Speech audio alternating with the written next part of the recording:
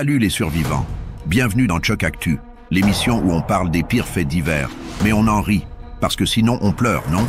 Allez, bouclez vos ceintures, aujourd'hui c'est spécial, voleurs, violeurs, branleurs, et zéro juge pour dire stop.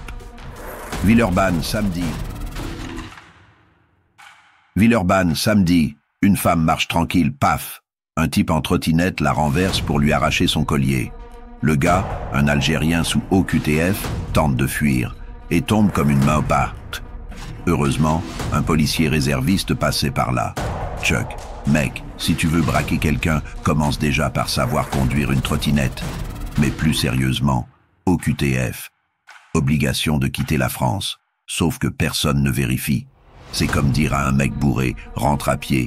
Il entend, il sourit et il monte dans sa bagnole.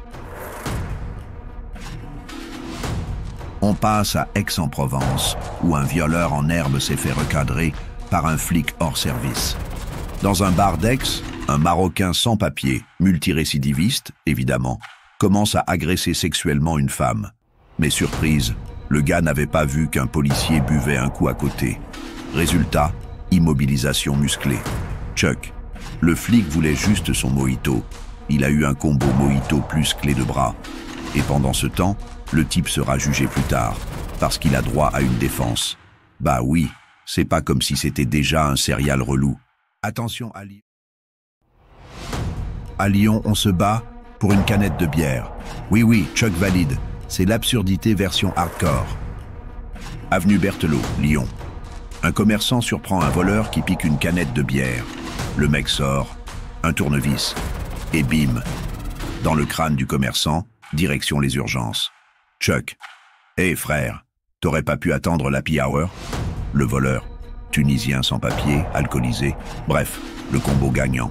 Jugé en comparution immédiate, et sûrement déjà dehors le lendemain, faut pas déconner. Et pour finir, un best-of de l'indécence, le branleur professionnel, oui, littéralement. Garde ça assis sur Marne, plein jour. Un Guinéen de 20 ans, multirécidiviste, se masturbe en public pendant 1h30. Quand la police arrive, il explique. C'est à cause de son trauma d'enfance.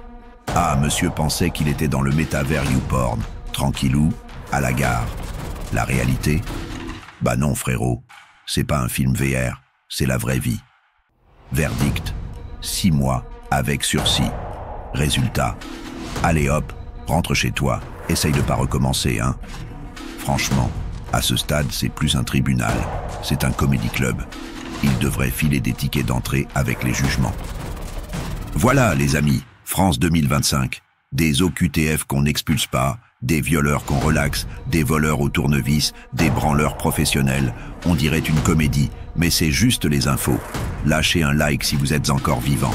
Abonnez-vous, sinon je viens vous chercher cette nuit. Et dites-moi en commentaire, c'est quoi le prochain fait divers qui vous fera rigoler ou flipper?